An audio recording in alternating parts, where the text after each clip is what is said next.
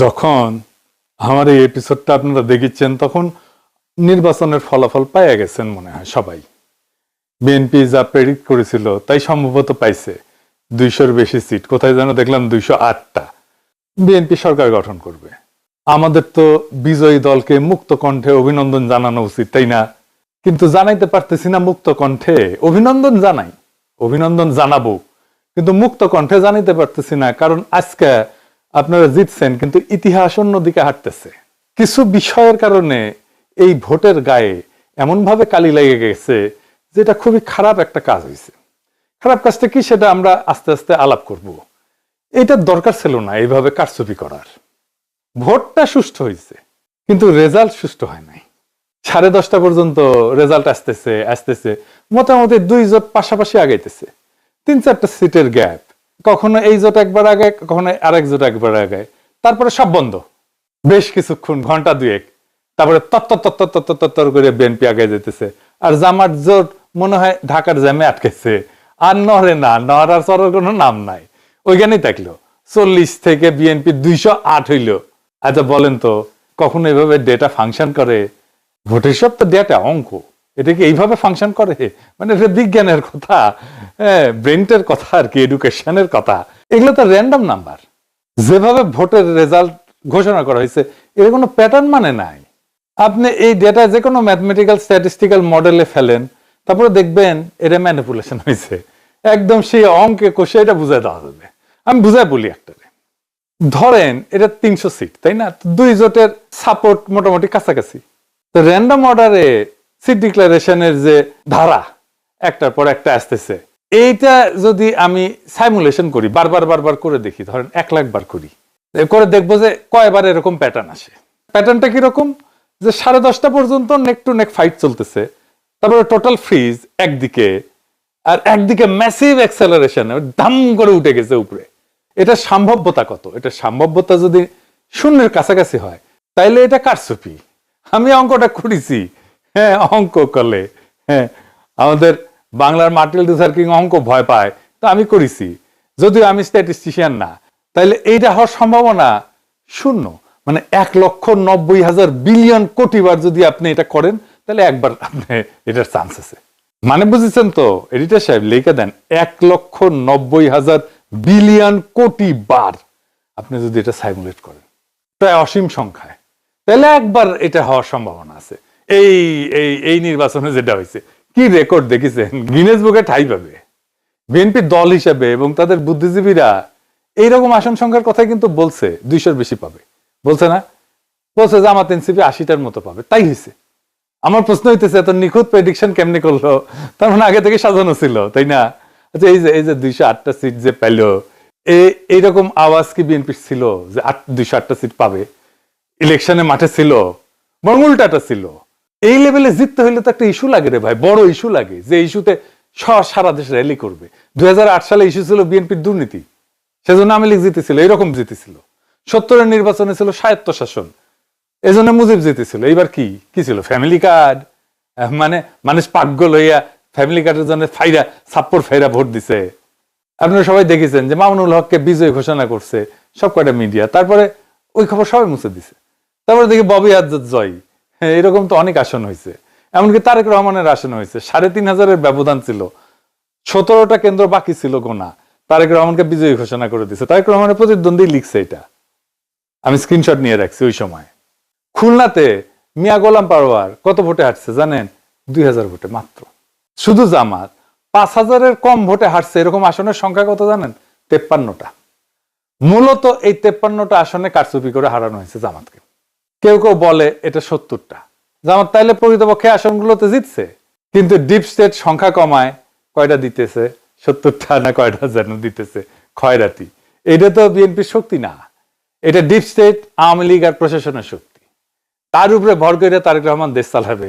কেমন চালাবে বুঝেন? আমাদের প্রতিপক্ষ তো বিএনপি না, আমাদের প্রতিপক্ষ BNP plus Awami League plus deep state plus India. প্রয়াত ডক্টর আলী আকবর খান অর্থনীতিবিদ ছিলেন, সাবেক আমলা এবং তত্ত্বাবধায়ক সরকারের উপদেষ্টাও ছিলেন সাবেক। ওনার একটা বই আছে, অবাক বাংলাদেশ, বিচিত্র ছলনাজালের রাজনীতি। ওইটাই উনি লিখছেন যে কিভাবে নির্বাচনের ফল বদলায় দেওয়া হয়। উনি লিখেছেন কারচুপি হয় ভোট গণনার পর্যায়ে এবং ফলাফল ঘোষণার ঠিক আগের মুহূর্তে। বুঝিস একই জিনিস ঘটেছে না? অধিকাংশ ক্ষেত্রে দেখা যায় ভোট গ্রহণ শেষ হওয়ার পর যখন গণনা শুরু হয় তখন বিরোধী দলের পোলিং এজেন্টদের ভয়ভীতি দেখায় বা প্রশাসনের সহায়তায় কেন্দ্র থেকে বের করে দেওয়া হয়েছে না?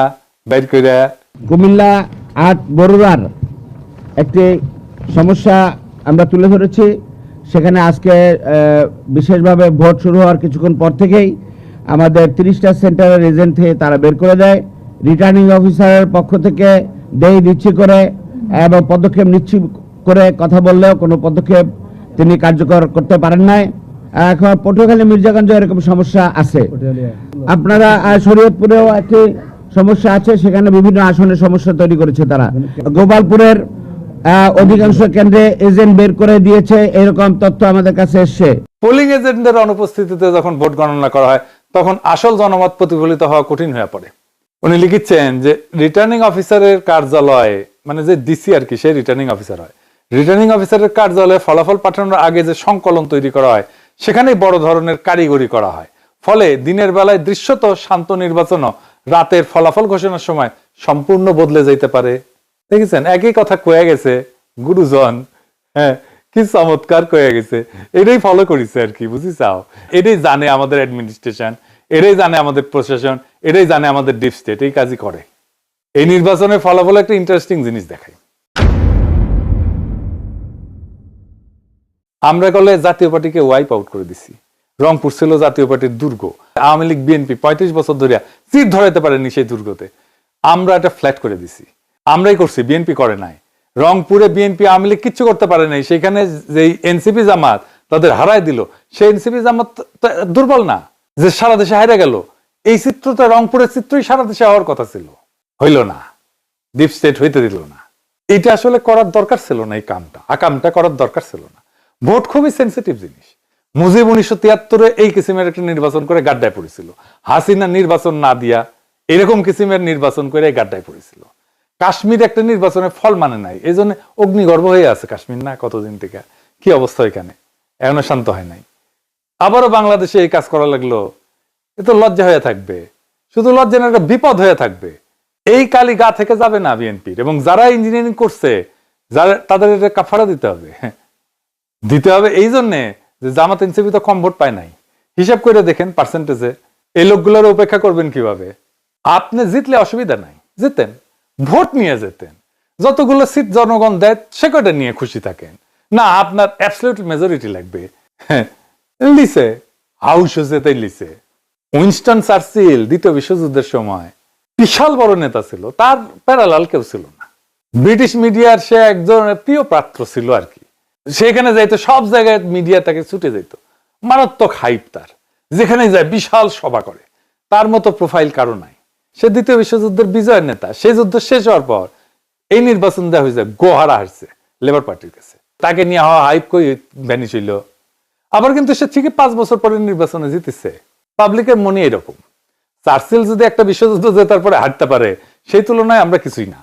হারিছি, আমরা তো স্বীকার করি হারিছি। আমরা বিরোধী দল, অপোজিশন, কিন্তু আমরা রেসপন্সিবল অপোজিশন হইতে চাই। সামনের বার জিততে হবে। এই নির্বাচনের বিষয়ে যা যা আইনি ব্যবস্থা নেওয়া উচিত সেটা নিতে হবে। রেকর্ড রাখা জরুরি, সব ডকুমেন্টেশন রাখতে হবে। ভিডিও ডকুমেন্টারি কইরা পোলিং অফিসার, প্রিজাইডিং অফিসার যারা ছিল তাদের নামটাম রাখতে হবে। নির্বাচন কমিশনে কারা কারা দায়িত্ব ছিলেন সবকিছু সহ প্রত্যেকটা কেন্দ্রে ভোটের ফলের কপি রাখতে হবে, স্বাক্ষর করা কপি। এই নির্বাচনে যা যা অনিয়ম হয়েছে সেটা ভিডিও ডকুমেন্টারি, ক্লিপ, অডিও সব আর্কাইভ করে রাখতে হবে। যে সমস্ত প্রার্থীকে হারায় দেওয়া হয়েছে তাদের পোলিং এজেন্টদের, কর্মীদের সাক্ষাৎকার ডকুমেন্ট করা উচিত। তারপর নির্বাচনের ক্যাম্পেইন করার সময় নারীদের উপরে যে হামলা করছে বিএনপি, সেগুলো ডকুমেন্টেশন থাকা উচিত। এই নির্বাচনে আমরা যে হাইপ তুলছিলাম সেটা তুলনাহীন। সেই জন্য সবাইকে আন্তরিক ধন্যবাদ। অসম্ভব কাজ করছেন আপনারা। কিন্তু সেটাকে ব্যালটে নিয়ে যাওয়ার জন্য যে আরো কিছু করণীয় ছিল সেটা আমরা ঠিক মতো করতে পারি না। এটা স্বীকার করা ভালো, বা করতে পারি নাই। ভোট কেন্দ্রগুলোতে পর্যাপ্ত কর্মী দেওয়া যায় নাই। বেশ কিছু আসনে বিদ্রোহী প্রার্থী ছিল, এটা আমাদের জন্য সমস্যা করছে। কোনো মিডিয়া নাই আমাদের সাথে, কেউ আমাদের কথা বলে না, লিখে না। ইলেকশন ক্যাম্পেইনে ইন্ডিয়া ইস্যু যেভাবে আসা দরকার ছিল সেভাবে আসে নাই। আমি জানি না কেন ওনারা আনেন না। ইন্ডিয়ারে অখুশি করবেন কিনা, ইন্ডিয়া যদি অখুশি হয়ে যায় সেটা ভেবে যদি না বলে থাকেন তাহলে তাদের বিপদ। নারীদের একটা রিজার্ভেশন ছিল, এটা কাটে নাই। নারী ইস্যুতে একটা স্পষ্ট লিখিত অবস্থান নেওয়া উচিত ছিল, সেটা না হয় নাই। আর ঐক্যটা ঠিক মতো ক্রিস্টালাইজ হইতে পারে নাই, মানে একদম শেষ মুহূর্তে হয়েছে ঐক্য। আর প্রশাসন তো পুরাই বিএনপির অনুগত, তার আজ্ঞাবহ হয়ে গেছিল। এরকম একটা অবস্থায় জিতে আসা খুবই ডিফিকাল্ট। তারপরে ক্যাম্পেইনটাকে আমরা এমন একটা জায়গায় পৌঁছায় নিয়েছিলাম যেখান থেকে মনে হয়েছে যে আমরা জিতে যাব, এবং আমাদের তো খুবই ভালো রেজাল্ট করার কথা ছিল। বিএনপিকে জিতলে খুব মার্জিনালি জিততে হতো। এখন কি করা উচিত জামাত এনসিপির? এখন করণীয় হইতেছে তিনটা রাজনৈতিক এজেন্ডাকে কেন্দ্র করে জোটের রাজনৈতিক ভিত্তিকে সংগঠিত করা।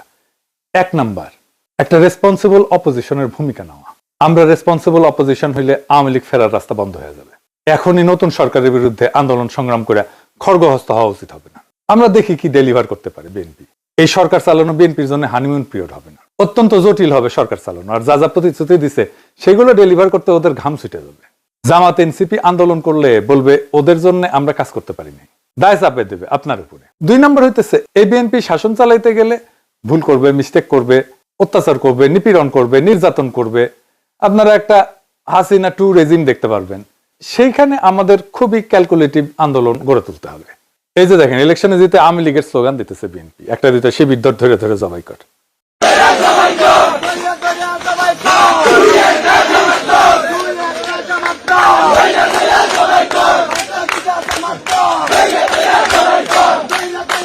বিজয়ের উল্লাস চলতেছে দুবাই স্কুল। শুনেছেন? শুধু তাই না, আজকে শিবির নেতাদের বাসায় হামলা করতেছে।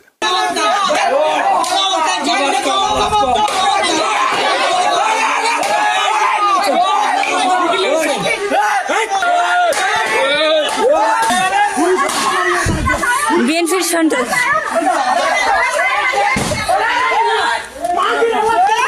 বিএনপির সন্ত্রাস সকল। আপনার একটা আওয়ামী শাসন দেখবেন, লিগে রাখতে পারেন। আমরা আবার আগের সেই জায়গায় ফিরে গেলাম, 2008 সালে ফিরে গেলাম। এরপরের সময়গুলো আবার রিপিট হবে, এবার হবে দ্রুত। হাসিনা 15 বছরে যা যা দেখছেন তা বছর দুয়েকের মধ্যে দেখে ফেলবেন। তারেক রহমানের যদি স্টেবিলিটি প্রায়োরিটি হইতো তাহলে ভোটটা তিনি ফেয়ার হইতে দিতেন। মানুষ একটা পরিবর্তন চাইছিল, তিনি পরিবর্তনটা ঠেকাই দিলেন। এবার কি আদৌ পরিবর্তনকে ঠেকায় রাখা যায়? যায় না। আর 3 নাম্বার স্ট্র্যাটেজি হইতেছে, আজকে যে শক্তি জামাত আর এনসিপির পিছনে দাঁড়াইছে সেই শক্তিকে সংহত কইরা পরের নির্বাচনের জন্য আজ থেকে প্রস্তুতি নেওয়া উচিত।